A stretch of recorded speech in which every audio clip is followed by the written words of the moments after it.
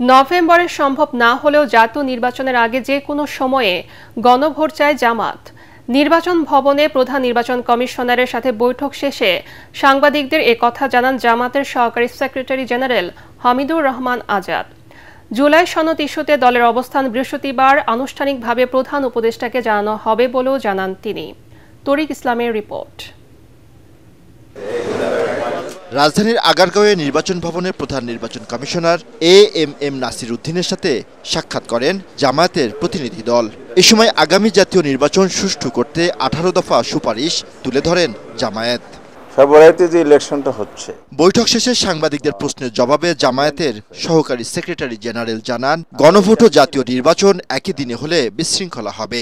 মানুষের অ্যাটেনশনটা থাকবে হলো যার যার প্রার্থী যার যার প্রতীকের নির্বাচন দলকে নির্বাচিত করার জন্য। তাহলে গণভোটটা তখন ইগনোরেবল হয়ে যাবে, গণ হয়ে যাবে। সেক্ষেত্রে গণভোটের ভোট পড়বে কম। তখন যদি বলা যায় যে এত কম ভোট দিয়ে গণভোট হয়েছে, সুতরাং জনগণ জুলাই সনদ চায় না, সুতরাং এক ফাতানো ফাঁদে আমাদের পা দেওয়ার সুযোগ নেই।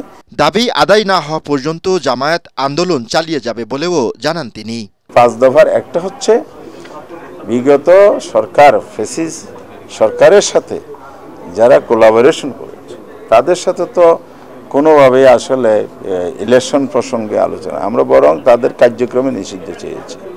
সেখানে জাতীয় পার্টি তো নাম্বার 1, যাদের কারণে 15 বছর এই ভূত আমাদের গাড়ি চাপে ছিল। এদিকে রাজনৈতিক দল হিসেবে নিবন্ধনের দাবিতে দ্বিতীয় দিনের মতো নির্বাচন কমিশন ভবনের সামনে অনশন চালিয়ে যাচ্ছেন আমজনতা পার্টির সদস্য সচিব তারেক রহমান।